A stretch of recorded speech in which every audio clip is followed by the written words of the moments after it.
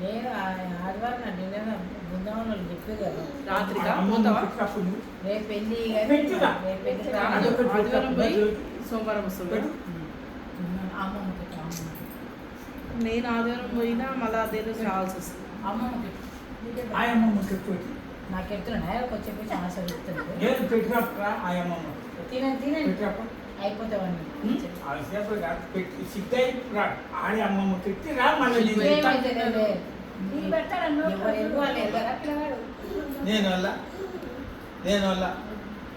నాకొద్దు వద్దంటే తాత నాకు పెట్టచ్చు కదా. ఉరికితొచ్చే